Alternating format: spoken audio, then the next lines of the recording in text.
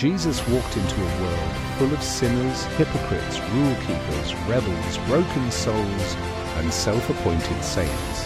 But if you trace his footsteps carefully, you notice something surprising. The people who expected judgment from him rarely received it, and the people who expected applause from him rarely escaped it. And suddenly the question becomes unavoidable: was Jesus actually harsher on the sinners or on religious people?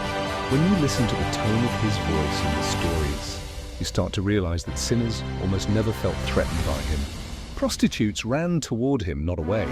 Tax collectors, men hated for their greed, opened their homes to him. The demon-possessed, the diseased, the shameful, the unclean, the outcasts, none of them trembled in fear of his condemnation. They sought him out in crowds, pushed through armies of people just to touch his robe, cried at his feet, poured out perfume, admitted their failures openly. Everything he didn't touch, he lifted them.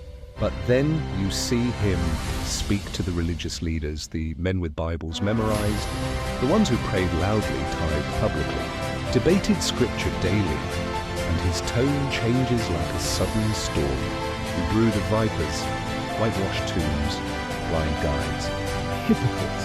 He spoke to them with a sharpness that he never used on the sinners everyone despised. Why? Because sinners knew they were broken. Religious pride pretended it wasn't. Jesus was never harsh for the sake of being harsh. He was harsh when pride turned people into gatekeepers of God. The prostitutes weren't keeping anyone away from God. The tax collectors weren't preventing anyone from experiencing mercy. But the religious elite, they had built a spiritual system so rigid and so arrogant that the very people Jesus came to save felt too unworthy to even come near. They shut doors in God's name, while Jesus opened them in God's power. When a sinner came to him, he saw potential. When a hypocrite confronted him, he saw a barrier. He wasn't angry because they prayed or studied. He was angry because their religion had turned cold, self-focused, and weaponized. They used scripture to elevate themselves, not to heal others. They loved their rules more than people. They polished the outside while rotting on the inside. Jesus couldn't stand that, not because he hated religious people, but because he hated what pride does to the soul. And here's the irony: the sinners changed. They repented, they followed him, they transformed their lives. But the religious leaders, despite all their knowledge, refused to see the truth right in front of them. That's why his harshest words were never for the broken, but for the self-satisfied. Not for the desperate, but for the comfortable. Not for the lost, but for the proud who refused to admit they were lost. So was Jesus more harsh on sinners or on religious people? The answer is loud and unsettling.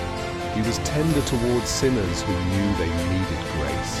He was fierce toward religious pride that believed it didn't.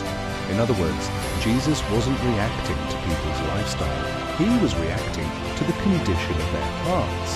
And the people who walked away forgiven were never the ones who believed they were right. They were the ones who believed they needed mercy.